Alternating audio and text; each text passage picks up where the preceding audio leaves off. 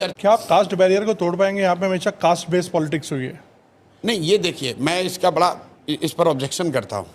आप लोग वहाँ पर भी आपने नहीं पूछा है, आज तक नहीं पूछा किसी ने नहीं। सर, ये बिहार के प्रति कहीं ना कहीं बायस दिखाता है। आप जब योगी जी को इंटरव्यू करते हैं तो ये नहीं पूछते हैं कि यूपी में आप कास्ट बैरियर तोड़ पाइएगा। आप मुझे अगर पूछा है तो मुझे भेजिए लिंक। मैं भी राजनीति में ही हूँ।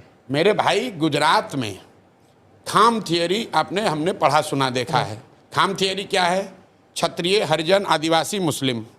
कांग्रेस उसी से राज करती थी। उसको तोड़ने के लिए भाजपा वालों ने पटेल और अदर ओबीसी का कॉम्बिनेशन बनाया। क्या आपने मोदी जी से, केशुभाई पटेल से, बघेला जी से या कांग्रेस के नेताओं से ये पूछा कि भाई आप गुजरात में कास्ट के बैरियर को कैसे तोड़ेंगे? देखिए, कास्ट भारत में एक सच्चाई है, समाज की सच्चाई है। जो भी बात समाज की सच्चाई होगी वो राजनीति में भी आपको दिखेगा।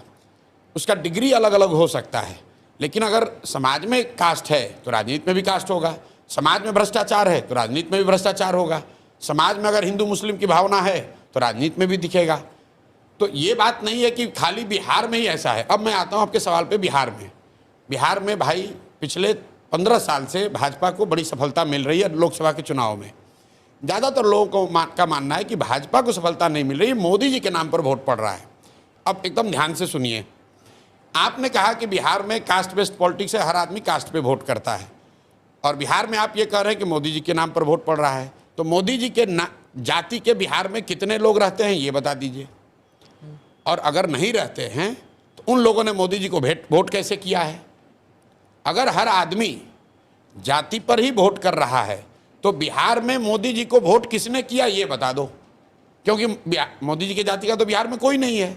इसका मतलब ये है कि लोग जातियों से अलग हटके भी मोदी जी के नाम पर वोट किए हैं, चाहे वो हिंदूवादी होने के नाम पर करे, हिंदू मुस्लिम के लिए करे, राम मंदिर के लिए करे, विकास के लिए करे, वो एक अलग मुद्दा है, राष्ट्रवाद के लिए करे।